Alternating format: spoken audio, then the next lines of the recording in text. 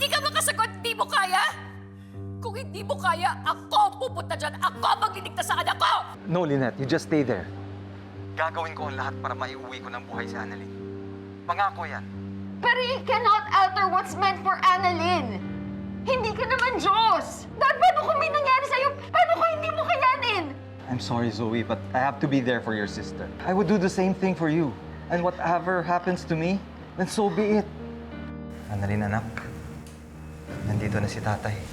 Tay, Paparating na dito sa ating bayan ang mga taga-Ministry of Health para dalhin ang mga gamot at bakuna na makapagpapagaling sa ating mga kababayan at mga taga-medical professional na tinamaan ng sakit. Yung gamot po sa TSV, nasa San Ricardo na po. oh, praise God! Lumaban ka, anak. Para sa atin ng nanay mo. Stay with me, anak. Anak, please stay with me. Sige na, anak. Pag kumalit yung PSP at hindi natin na-contain yun, it's going to be an epidemic. And there's a big chance na mahahawa ka. Pero sana hindi gumana sa kanya yung gamot na yan. Dad, Annalyn, may gamot na. Wala na akong virus! Bakit mo ba pinipilit? Palabasin mo ko dito! Ay, hindi! Ma'am Yoli! Diyan ka lang! Diyan anong wala kang virus na napakasinungaling mo talaga? Ma'am Yoli! Wala Hindi! Diyan ka! Palabasin mo ko dito! Sa lahat ng kakalabanin, ako pa? O, ngayon, manigas ka dyan! Ma'am Yoli! Wala akong sakit! Palabasin mo ako! Huwag mo ako kinukulo! Ma'am Yoli! Huwag mo ako iwan! Ma'am Yoli! Palabasin mo ako dito!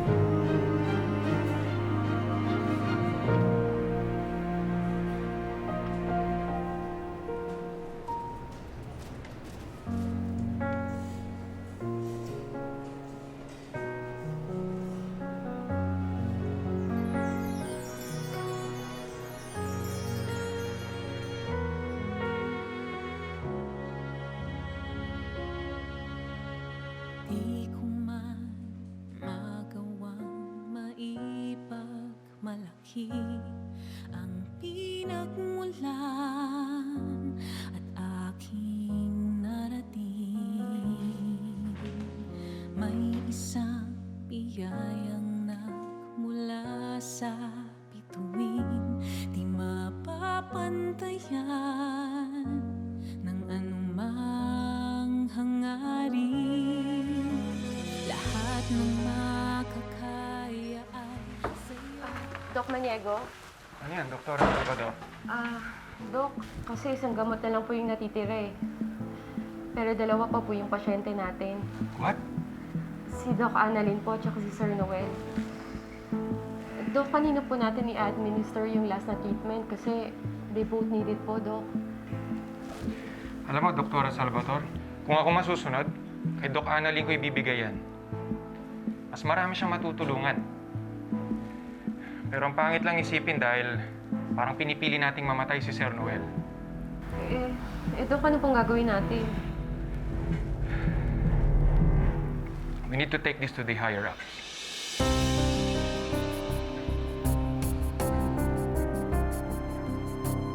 Tulong! May nakakarinig ba sa akin? Tulong!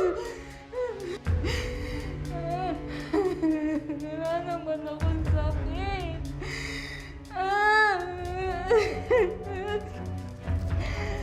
Tulong! May nakakarinig ba sa akin? Tulong po! Maawa naman kayo. Huwag ka naman ako ibulong dito. Wala akong sakit. Tulong! Ang tao po. Tulong! Tulong! Malabasan niyo ako dito!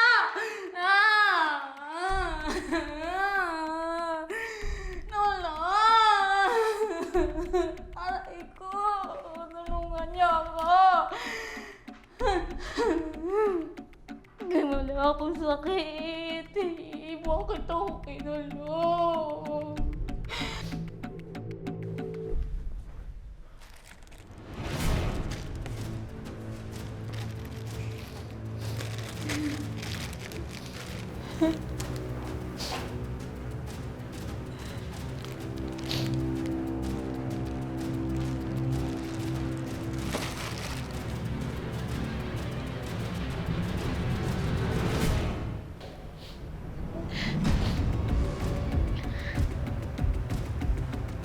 Hello? May tao ba dito?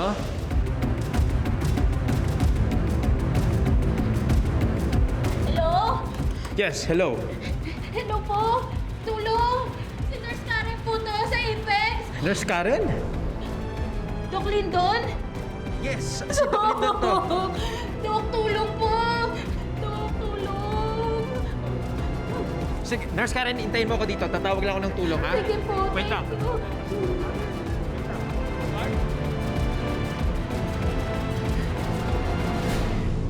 Kuya, dito po. Here. Hindi ko alam kung paano siya napasok dito sa loob. Pakitulong na lang po na buksan yung pintuan, please. Nurse Karen, are you okay? Opo, okay lang po.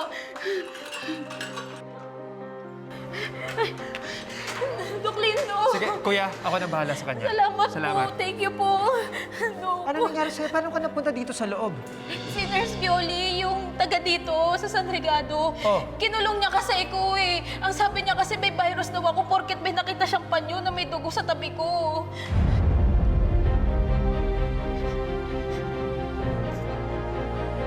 Nurse Karen, are you sure you're not infected? Sigurado po ako, Doc Lindon. Wala po ako nararamdaman. Wala po ako nararamdaman, I'm sure po. Okay, okay. Huwag ka na umiyak. Opo. Okay? Thank you po. Thank you po sa paglabas sa akin dito. Thank you po. Nurse Karen, may dumating na mga gamot kanina lang. Thank you, Lord. Thank you. Maliligtas na si Doc Annalyn.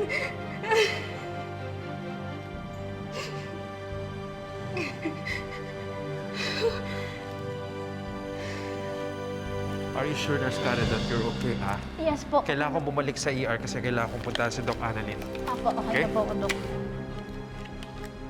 Eh, ito pala to eh. Sagutin mo ako, bakit mo ako kinulong doon? Kung di pa ako nakita ni Doc Lindon, paano maghapon na ako nandun? Walang nakaalam kung nasan ako? Pagbibintangan mo pa ako may sintomas? Sagutin mo ako, anong ginawa ko sa'yo? Ha? Bakit kailangan mo... Nurse Karen, Anong wala ng gamot? Paano yung anak ko? She got infected here. She volunteered here. Pagkatapos ngayon, ayaw niyo bigyan ng gamot. Dok Tanyag, pasensya na po kayo ha, kasi last na gamot na po talaga i-administer namin doon sa isang patient eh. Wala na po akong magagawa kasi mas nauna po yung pasyente yun kaysa sa anak nyo. Hindi pwede. Hindi ako papayag. Dok Tanyag, pero may next batch pa naman po ng gamot na parating. Kailan ba? Higit 1 linggo bago dumating yung gamot na yun. Pagkatapos 1 linggo pa ulit. Paano pag hindi umabot yung anak ko? Unahin niyo siya. Di ba ganun naman tayo mga doktor? Inuuna natin kung sino yung mas malubha. Dok, naiintindihan ko po kayo. Kaya lang pasensya na po talaga, wala na po talaga akong magagawa eh. Magkano ba kailangan niyo? Babayaran ko. May pera ako pambayad. Magkano ba? 3 milyon? 5 milyon? Babayaran ko. Buhayin niyo lang yung anak ko. Para sa anak ko. Sige na. Ano? Dok, I'm sorry po, pasensya na po talaga.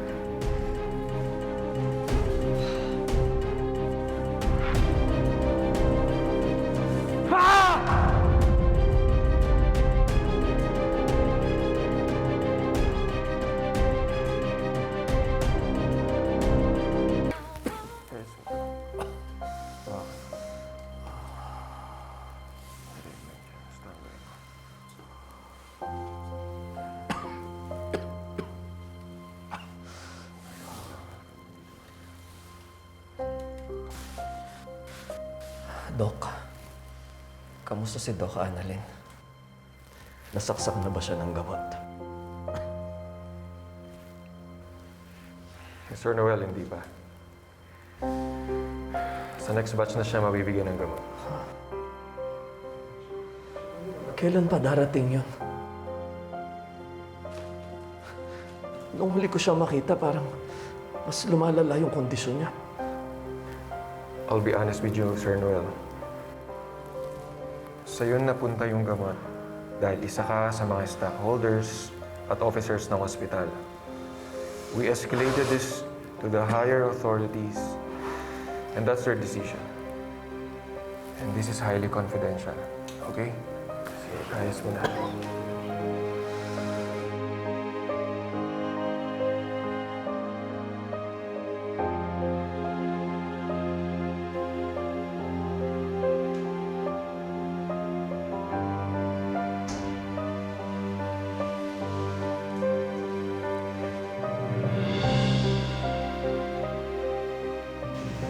Tay.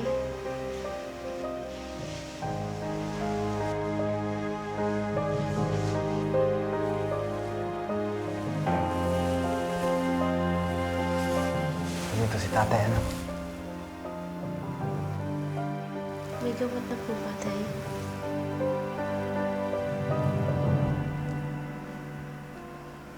Meron na, anak. Pero, Pero ubus na po.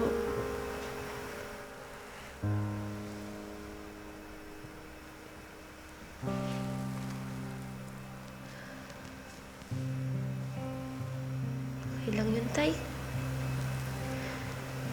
Baka mas nangangailangan po yung bibigyan nila ng gamot.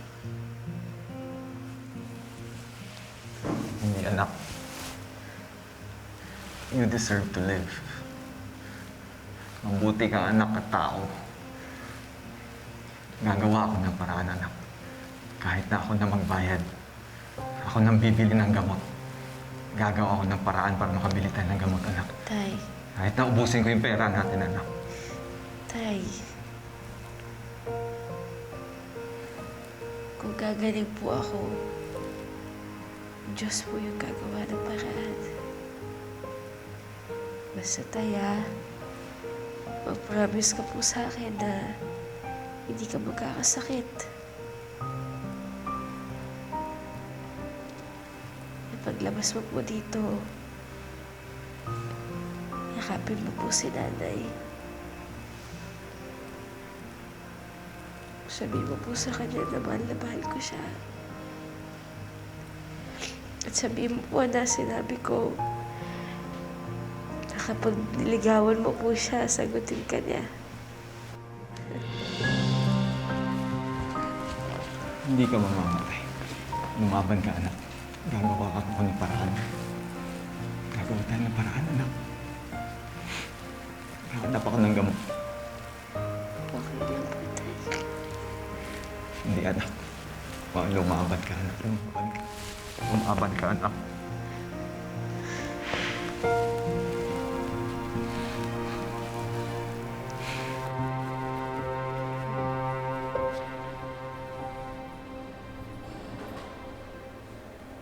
Nurse Violi, may lagnat po kayo. Hindi, Dok. Pagod lang po ako. Wala po. May lagnat ka. Bakit mo ba tinatag yung symptoms mo? Alam mo bang pwede ka makahawa ng mga tao dito? Nurse ka pa man din. May lagnat nga po kayo. Tapos ako yung sisisihin nyo na may sintomas, eh kayo pala tong meron? Kinulong nyo pa ako, ba't kayo hindi mag-isolate? Kayo may sintomas dito, di ba? Paano ko yung lagnat nyo? May TSV. Paano ko makahawa ka sa mga tao dito? Nurse Karen? Paano kung meron nga akong virus? O paano kung may TSV ako? Ayoko pamatay. May pamilya ako. Gusto ko pa umuwi ng bahay ko. Gusto ko pa mabuhay. Tulungan niyo naman ako. Paano gagawin ko? Gusto ko pa mabuhay. Paano? Nurse Violi, meron na po mga test kits na dumating. Kanina lang. Kaya kung ano man po yung mararamdaman nyo, malalaman na natin. Tara na po. Pero, Nurse Karen, sorry Kasi wala ka naman talagang symptoms eh. Gumagawa ko lang yun eh. Kasi nga nainis ako sa'yo. Pero kahit gano'n na ginawa ko sa'yo, mabait ka sa akin. Salamat, ah. Wala po yun. Basta ang importante po, gumaling na po kayo. Tara na po.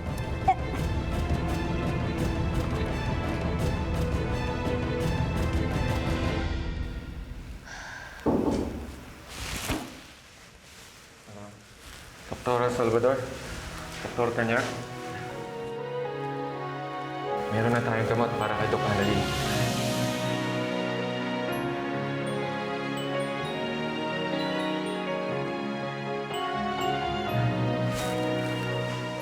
Narinig mo yun, anak. May gamot na, anak.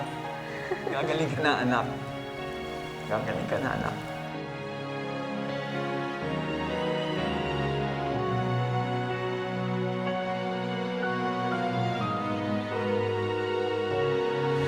Pero Doc Maniego, paano po yung isang pasyente?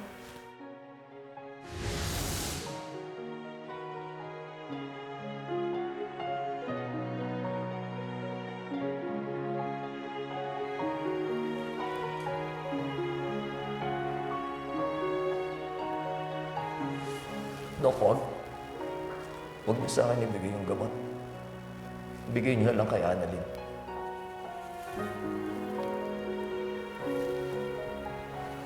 Sir Noel, sigurado kayo? Sigurado ko. Mr. Noel, this is the last treatment available. And it will take 5 days pa bago dumating yung next na batch.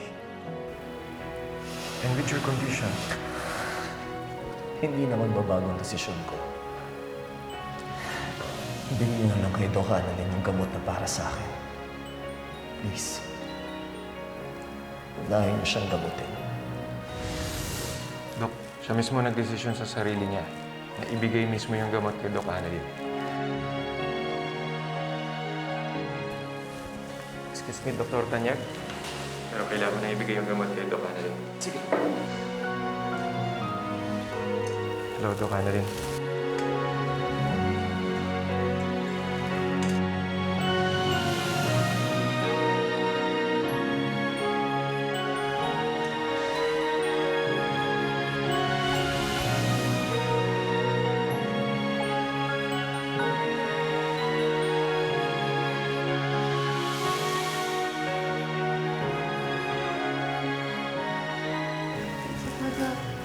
You're welcome.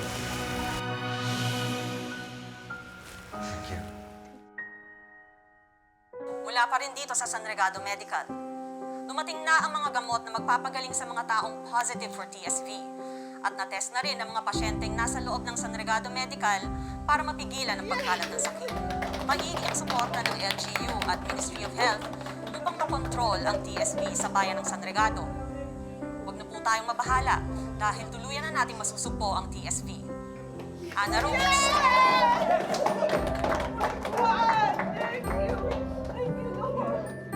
Pero sana ligtas na silang lahat doon. Ma'am, nag-text po si Karen. Sabi niya po, okay na po silang para sa...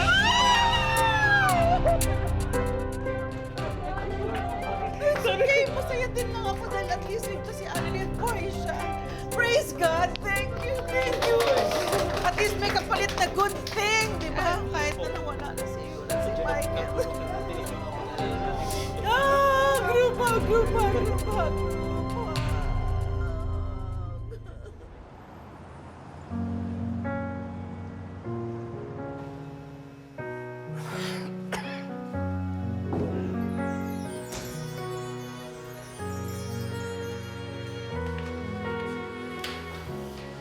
Kamusta, Doc Annalyn? Huwag ka mag-alala. Gagaling ka na. Sa inyo po galing yung gamot? Ba't niyo po ginawa yan?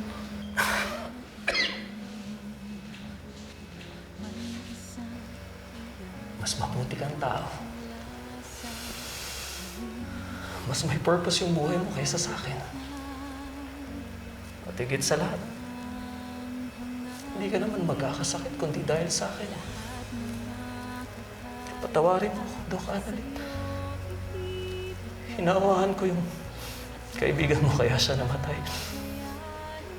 Tapos ngayon, ikaw naman ang may sakit. But you deserve to live. And I deserve to die. Dahil wala naman akong kwentang tao. Alam ko, pinahalagahan lang nila ako dahil ma-influensya ako. Pero alam ko, wala naman nagmamahal sa akin. Dahil hindi rin naman ako marunong magmahal. Hindi katulad mo. May pamilya kang uuwian. May nanay kang naghihintay sa'yo. May tatay kang mahal na mahal ka. Pero huwag kang makonsensya na napunta sa'yo yung gamot na para sa akin. Ginusto ko yun. At least, bago man lang ako mamatay, may nagawa akong kabutihan dito sa mundo. At lahat ng kakayanin pa sa'yo'y aalay. Maraming salamat po. Utang ko po sa iyo yung buhay ko. Wala kang utang sa akin. Ako ang may utang sa'yo. Ito yung pabayaran ng utang ko.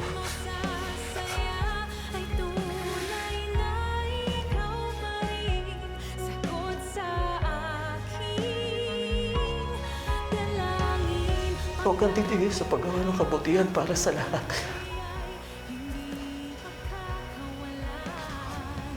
Maraming salamat.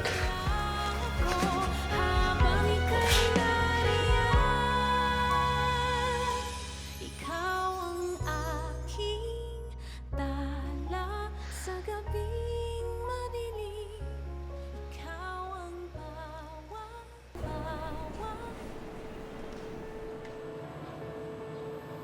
Magandang umaga. Malugod kong ibinabalita sa inyong lahat na tapos na ang lockdown.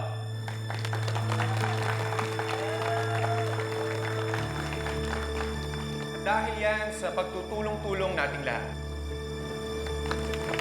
Doktora Salvador. Nais po naming magpasalamat sa mga kaibigan natin na mula sa Apex. At nais po naming anyayahan sila to join us here on stage. Si Nurse Karen Kaundal, Dr. Lyndon Javier, and of course, Dr. Annalyn Santos.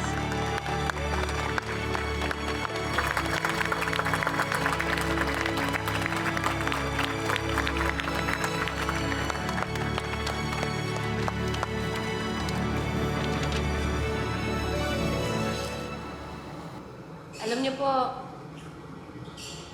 sa totoo lang, hindi ko na po inakala na malalampasan ko pa tong TSV. Came to the point na nga po na iniisip ko na baka hindi ko na talaga kayanin eh. Tapos naisip ko na rin si nanay. Naisip ko na naantay niya ako, nabayakap niya ako. Minsan talaga, hindi po natin alam anong pwede mangyari sa buhay, no? Minsan, yung mga utak natin, resilient, pero yung katawan natin, bumibigay na. Lahat po tayo na nandito, lumaban po tayo sa TSV. Nagsilbi po tayong haligi ng ilaw para manalo po sa laban na to. Pagiging bayani po, hindi po natatapos sa ating mga doktor at mga nurse lang. Lahat po ng binigay yung buhay nila para makatulong po sa iba, para po mabuhay yung iba. Mga bayani po silang lahat. At dapat palakpakan po natin yung mga sarili natin. Kasi lahat po ng nandito, lumaban sa TSV at lahat po tayo mga bayani.